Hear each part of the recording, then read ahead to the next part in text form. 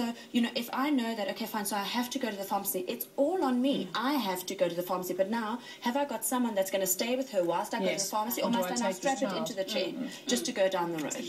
It's a huge energy demand on one person. Yes, that's what it is. And there's never time out. It is an energy demand, but I think it's an even greater energy demand, with apologies, when you've got a mom with children and a dad with children, and now you've got to focus on two sets, and only one of them do you know instinctively. Yes.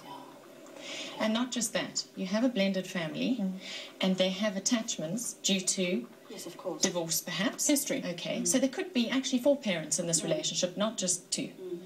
Because you still have to take that into consideration. And I think probably the biggest issue that comes up for me with single parents is when the children come back from one parent to the other. There is this period of adjustment and settling down, which is hugely disruptive to family life. So it takes you a whole 24 hours to get used to each other again, and then 3 days later you're off again. And so it's this constant moving about and having to get comfortable with that, because this is as it is. And you can't wish for it to be any different. So you have to design your lives around the way it is. I don't know if you know this, but in Sweden, I'm not sure if it's a law or a court recommendation, but the parents buy a home that the children live in, and the parents move in and out.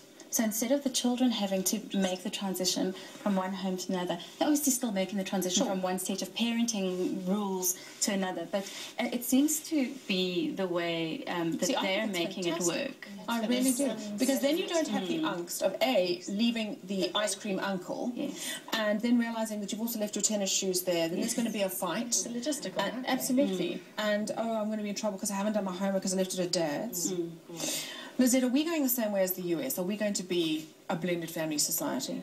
I'm sure we are, because we're very westernized, and I think there are a lot of single mothers in South Africa to start off with, especially, you know, in some of the cultures that we have in South Africa. So I think it's just very important for us to make sure that we invest in our children, to help them to have the resilience to be able to cope with all of this, just because it's very difficult on us, but it's even more difficult on them, you know. So we have to put more into building their self-esteem, helping them to find an identity in all of this, being able to identify with the parent that they're not staying with, and being proud of it. It's extremely important for the at-home parent to say good things, as simple as that, about the other parent, and to encourage a good relationship, and to be able to foster that in a child just makes them more resilient. And they get as much input from other people that's also involved, you know, involve people like teachers, ask them to give you advice about how a child is dealing with things at school, and talk a lot more. I think we have to communicate a lot more.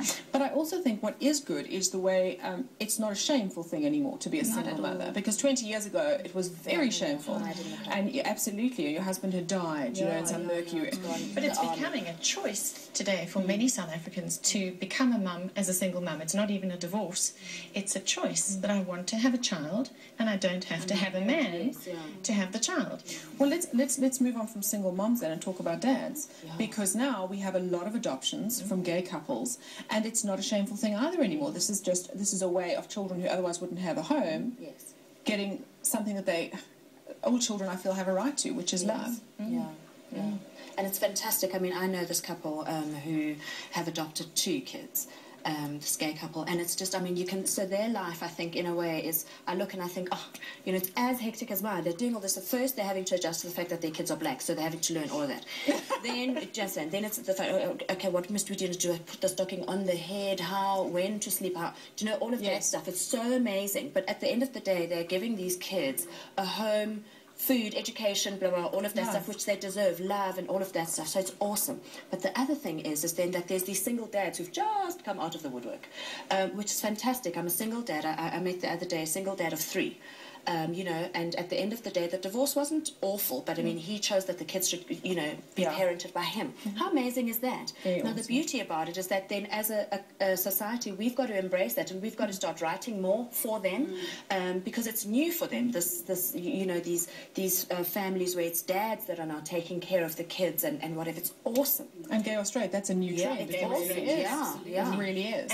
And you can see it. You can see the dad's going to the doctor with the child. In fact, my husband's going to the doctor doctor with my son this afternoon. You can listen to what the dads say. They will tell you what the feeding schedule is of their 6-week-old. My husband wouldn't have known anything about what the feeding schedule was. In fact, I did all of that. He looks after the dogs. But you know, the feminine side of the male has definitely been energized, definitely. And I go around my local supermarket and I see how many dads are doing the grocery shopping. So dads are very much more involved in family life, whether they are single, whether they are married.